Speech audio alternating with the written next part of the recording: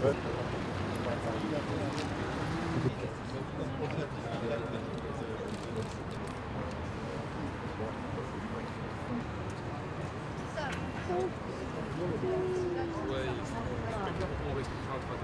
ça.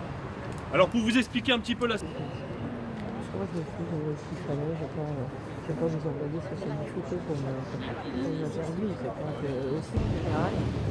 Une heure de Elle est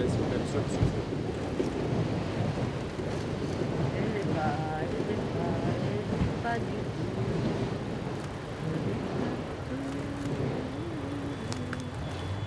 Ça commence bien. Ok, super. On suit ou on suit pas?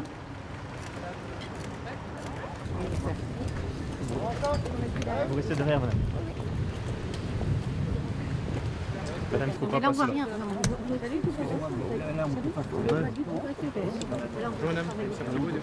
Alors, prenez un peu de temps, parce qu'il y a par là. L'arrondissement. Madame, chef de la brigade. On va se mettre de l'autre côté là-bas.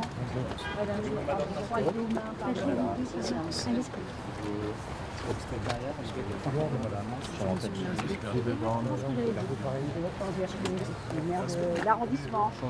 La donc est un peu impacté.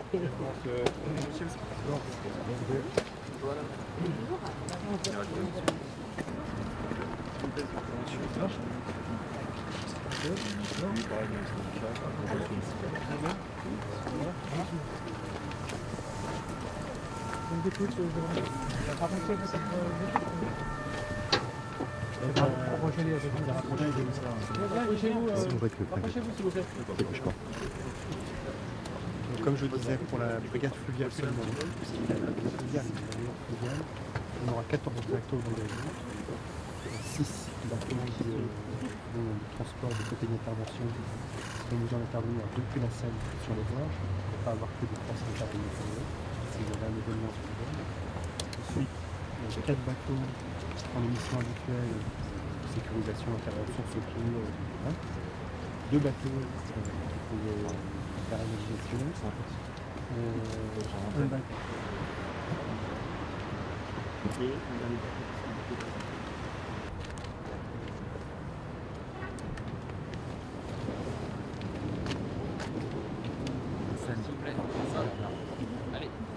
Allez-y, on va avancer. Il arrive. Ils vont louper, c'est con. Bonjour. Bonjour. C'est pas joli ça. Venez commissaire, venez commandant. S'il vous plaît. Là je suis à vous.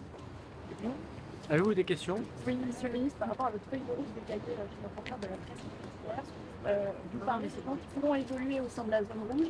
Vous parlez du QR code. Est-ce que ça va concerner aussi ceux qui la traversent cette zone rouge, pas seulement les riverains de la Seine ou les proches Seine? Est-ce que vous précisez pour éviter toute ambiguïté? Bien, comme vous l'avez vu, j'ai divulgué aujourd'hui le travail que nous menons avec le préfet de police et le préfet de la région Île-de-France en lien avec la mairie de Paris et le comité d'organisation des Jeux Olympiques pour cette cérémonie d'ouverture dont je rappelle qu'elle est absolument extraordinaire puisque aucune nation n'a organisé pour les Jeux Olympiques d'été et pour la Coupe du Monde de football, qui sont les deux plus grands événements que peut organiser un pays, une cérémonie d'ouverture en dehors d'un stade. Et donc, comme vous le savez, nous le faisons sur la Seine, sur 6 km de Seine, entre le pont de Bercy et Trocadéro, pour ce moment qui sera un moment magnifique pour la France et magnifique, bien sûr, pour les Jeux Olympiques. Ça demande évidemment une exigence de sécurité particulière. De manière générale, quand il y a 600 000 spectateurs quelque part, c'est évident. 1,5 milliard de téléspectateurs. Quand il y a beaucoup de chefs d'État qui seront rassemblés au Trocadéro, les 205 équipes qui vont défiler sur la scène, et bien sûr dans les tensions géopolitiques que nous connaissons et les risques terroristes que connaît l'Europe en général et la France. Ces mesures de sécurité, c'est la loi qui nous les autorise désormais, une mesure qu'on pourrait qualifier de zone antiterroriste qui va donc englober 20 000 habitants, des immeubles, mais aussi des musées, une gare, le long de la Seine entre le pont de Bercy et le Trocadéro, 7 jours avant la cérémonie. Et nous devrons effectivement, lorsqu'on est habitant, les 20 000 riverains qui sont concernés, nous sommes ici sur cette partie, mais également les 200 000 personnes qui habituellement l'été rentrent, commercent, vont au restaurant, vivent leur vie professionnelle, interviennent comme finalité cette zone particulière qui est cette zone bleue antiterroriste que présentait la presse ce matin, devront s'inscrire à partir du 10 mai sur un site internet en y mettant ses coordonnées. Il ne s'agit pas de scanner de pièces d'identité, ce sera très simple à faire.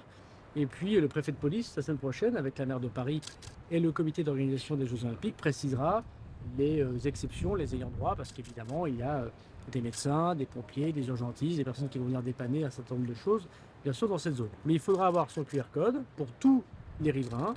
C'est gratuit, bien évidemment, pour l'intégralité des personnes qui vont rester dans cette zone. Alors, après, la question que vous posez, c'est la question des gens qui vont traverser Paris. Alors là, nous avons effectivement travaillé avec le préfet de police. Nous proposons aux Parisiens d'avoir 5 possibilités de traverser Paris pendant cette semaine de préparation de cette cérémonie d'ouverture.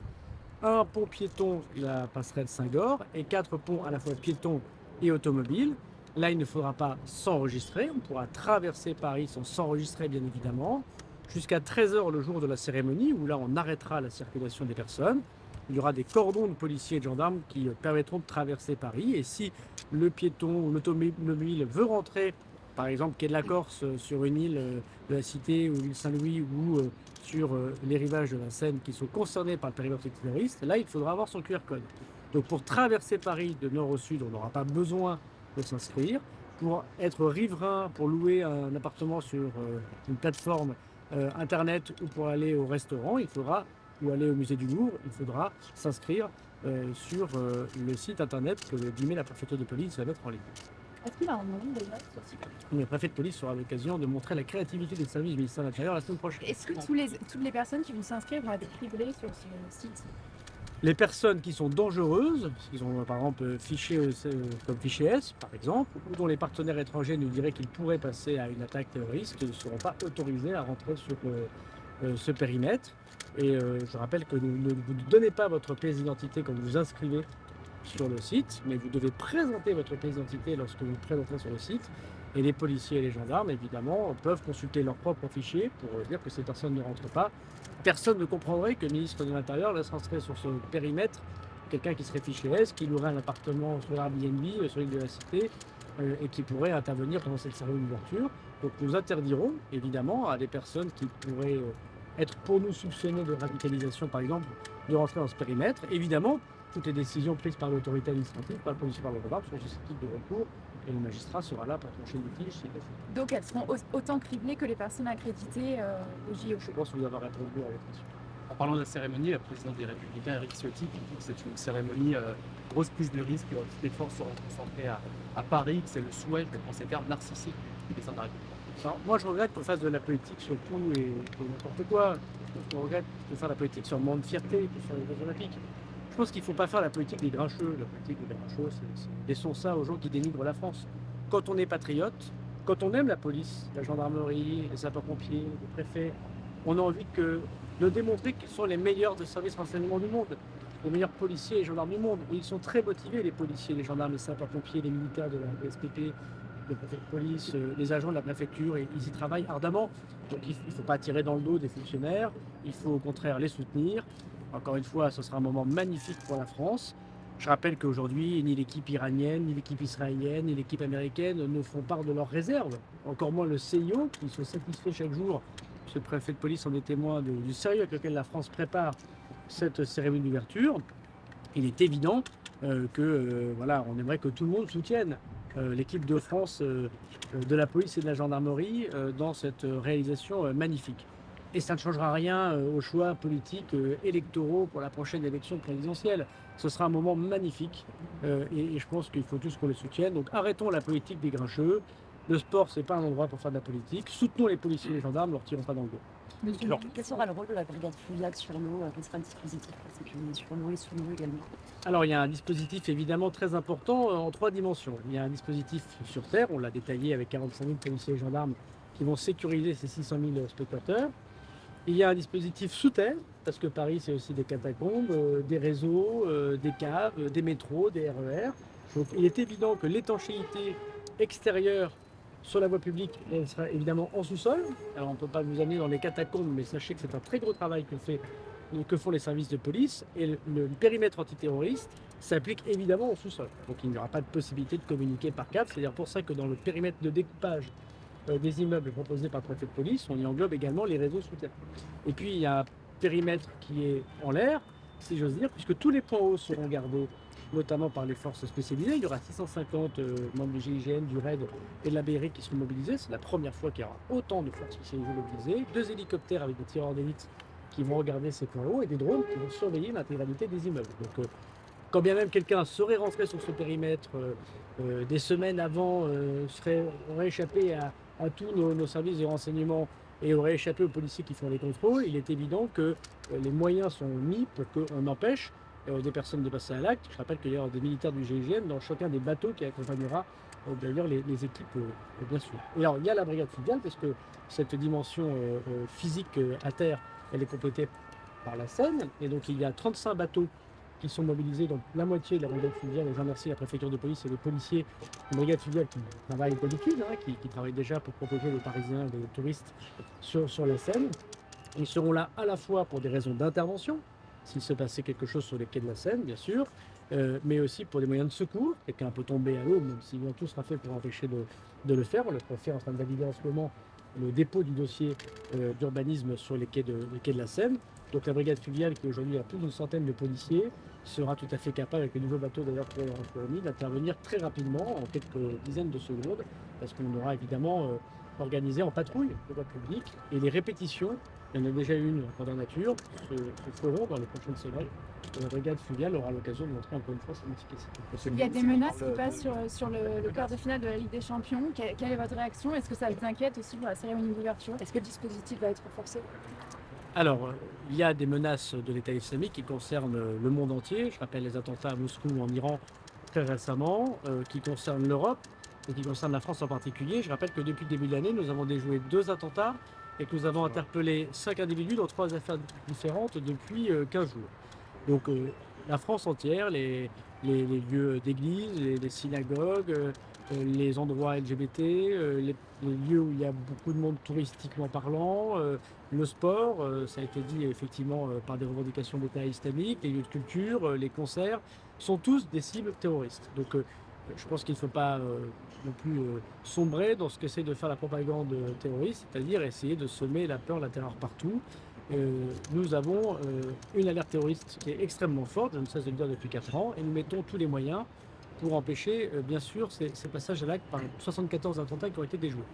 Nous avons vu, parmi les autres, une communication de l'État islamique, en effet, qui vise particulièrement les stades. Elle n'est pas nouvelle. Je rappelle qu'il y a à peine 10 jours, l'État islamique a déjà évoqué, en mettant un stade, en l'occurrence le stade de Munich, en fond d'écran pour dire qu'il fallait passer à l'acte dans les lieux sportifs et singulièrement les stades, qui concerne donc manifestement en effet plus le football, mais il ne faut pas s'arc-bouter sur le football. Tous les sports où il y a du monde peuvent être concernés. On a vu qu'à Moscou, il y a une salle de spectacle en banlieue de Moscou, donc il faut vraiment avoir un œil qui est à 360 degrés et ne pas se laisser avoir par la communication de l'ennemi, qui nous amènerait à concentrer des forces quelque part et à abandonner le reste. Donc partout, en France, la police et la gendarmerie, la DGSI veille. Il est évident que s'agissant d'un moment important comme la Ligue des Champions pour le football, nous avons une discussion avec nos partenaires. J'ai demandé ce matin à la directrice générale de la sécurité intérieure de communiquer les informations que nous avions aux autres services des autres pays qui accueillent les quarts de finale. Pour ce qui concerne le match qui aura lieu en région parisienne, le préfet de police avec lequel je me suis entretenu très tôt ce matin a renforcé considérablement les moyens de sécurité, et la DGSI est particulièrement à pied d'œuvre, sans rentrer dans le détail, pour évidemment être au rendez-vous d'un renseignement préventif, s'il le faudrait, curatif. À part cette menace caractérisée, évoquée publiquement par l'État islamique, je n'ai pas, et je le dis en franchise, d'éléments précis. On ne sait pas quel est le lieu qui peut être particulièrement touché, dans quelles conditions. Ce qui est sûr, c'est que l'État islamique est le responsable des 8 derniers attentats que la France a connus, que ce qui s'est passé à Moscou démontre qu'il n'y a pas simplement des menaces endogènes, c'est-à-dire parmi nous qui peuvent passer à l'acte, mais des menaces, si ce n'est projetées, au moins déclenchées de l'extérieur avec des gens qui sont sur notre territoire. En tout cas, ça a été le cas évidemment à Moscou, ce qui montre d'ailleurs qu'un régime autoritaire qui nie les libertés publiques et qui fiche la population ne répond pas mieux au terrorisme que nous. parce que nous avons des services performants, que le risque zéro n'existe pas, qu'il faut donc être collectivement vigilant. Et donc c'est évidemment cette question de l'attentat projeté ou déclenché d'étrangers qui se pose à nous. C'est ce que la France a connu en novembre 2022 quand nous avons déjoué une cellule de l'État islamique à Strasbourg qui était passée à l'acte, vous l'avez vu, au marché de Noël. La France a su le déjouer. Après, il faut rester très humble devant le terrorisme et nous sommes jour et nuit très attentifs à tous les signaux. Donc oui, il y aura une protection particulière pour le quart de finale, partout pour nos partenaires en échangeant avec des informations, mais non, ce n'est pas le seul endroit. Les terroristes peuvent aussi nous porter un certain nombre de coups psychologiques avant de frapper là où on les attaque. Je reviens à la question des QR codes pour les JO. Comment les contrôles vont se dérouler? Est-ce que c'est forcément en amont, uniquement en amont, mais aussi dans la zone en question? Alors vous allez vous inscrire sur ce site internet, donc nom, prénom et date de naissance. Vous recevrez le QR code que vous pourrez soit imprimer, je le dis pour ceux qui n'ont pas de matériel informatique, soit mettre sur votre tablette, sur votre téléphone. Vous allez vous présenter dans le périmètre bleu que nous évoquons. Il y aura partout des policiers et des gendarmes, 45 000. Donc ce ne sont pas les agents de sécurité privée qui le feront, c'est bien la police nationale, la gendarmerie nationale, qui vous demandera à chacune des personnes, quelle que soit votre autorité, votre identité, votre fonction, ce QR code avec votre pièce d'identité. Les policiers feront le contrôle d'identité. La loi terroriste et le décret grand événement que nous allons prendre, qui découle de cette loi, nous permet de faire des fouilles de vos coffres, de votre moto, évidemment de vos vêtements ou de votre sac, et vous laisseront entrer dans le périmètre, ou vous refouleront de ce périmètre. S'ils vous laissent rentrer dans ce périmètre, à l'intérieur de ce périmètre, des contrôles de police sont toujours possibles, mais la liberté, évidemment, est totale dans ce périmètre. Vous pourrez aller manger une glace dans un quartier bien connu du centre-ville, je ne vais pas faire de publicité, ou aller à l'hôtel, ou aller au restaurant, ou aller chez des amis. D'ailleurs, il n'y a pas, vous l'avez vu, de limitation pour les Parisiens à aller chez des amis ou aller sur des péniches de logements qui sont ici. Il y a simplement un appel, évidemment, à faire attention. On ne peut pas être des dizaines sur un balcon de l'île Saint-Louis. Et je pense que les Français ne sont pas enfantins et connaissent les règles de sécurité minimum. Mais notre travail sera donc le contrôle systématique de toute personne, quel que soit son statut, même sur des critères d'urgence. Et au pire, des policiers vous accompagneront s'il y a une vraie urgence démontrée, qui vous permettent de rentrer dans ce périmètre. Mais donc, Monsieur le ministre, à 3 mois des Jeux, pour rentrer dans ce périmètre, 7 jours avant, il faudra un QR code en effet. Monsieur le ministre, à 3 mois des JO, est-ce que le président de la République vous met particulièrement la pression? Alors ça fait 7 ans que je suis ministre, et ça fait 4 ans que je suis ministre de l'Intérieur. Je constate que ça fait plus de 40 ans qu'il n'y a pas de ministre de l'Intérieur qui en fait plus de 3 ans. Et donc, je ne me pose pas la question que vous posez, parce que sinon je pense que je serais retourné dans ma mairie de Tourcoing depuis très longtemps. Mais je suis très fier, très honoré d'être à la tête du ministère de l'Intérieur qui est en charge de la sécurité des grands événements et singulièrement des Jeux Olympiques. C'est un honneur de le faire une fois par siècle. Et je le fais d'autant plus que les policiers et les gendarmes qui sont tous les jours sur le terrain, comme les agents d'enseignement, jouent également leur réputation et bien sûr ont envie, c'est normal, de faire que tout se passe bien, parce que derrière chaque décision que nous prenons au ministère de l'Intérieur, il n'y a pas une difficulté sociale ou économique, il peut y avoir la mort. Et donc je suis très conscient de mon rôle et j'y travaille avec beaucoup, j'espère, de méticulosité, à la tête du plus beau des ministères qui est celui de l'Intérieur. Et cette pression, elle vient donc naturellement.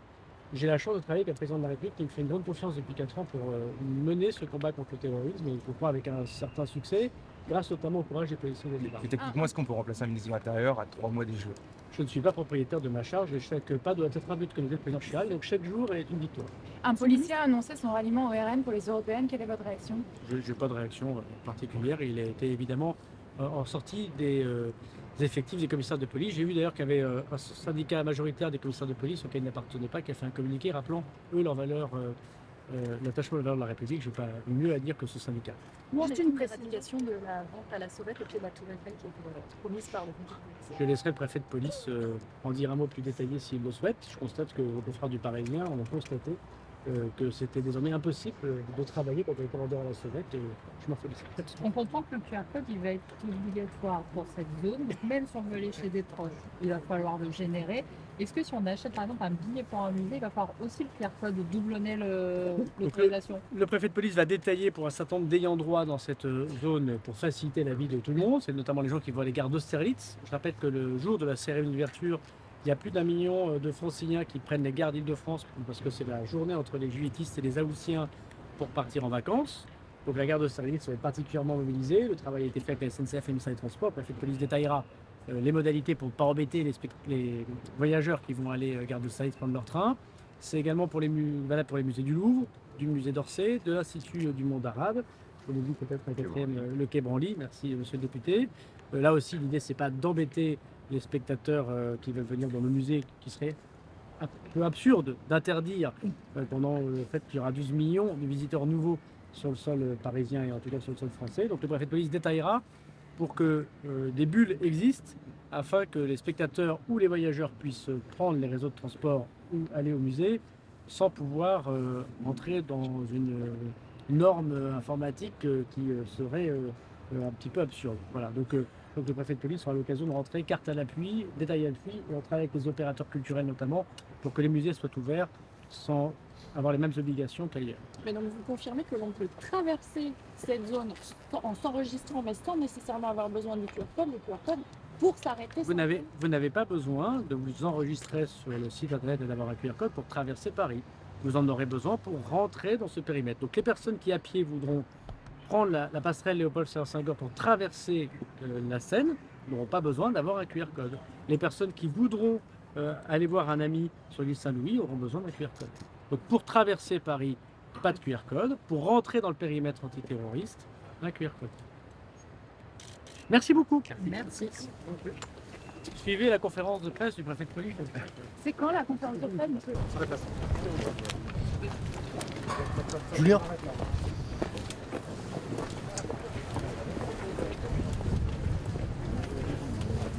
Je vais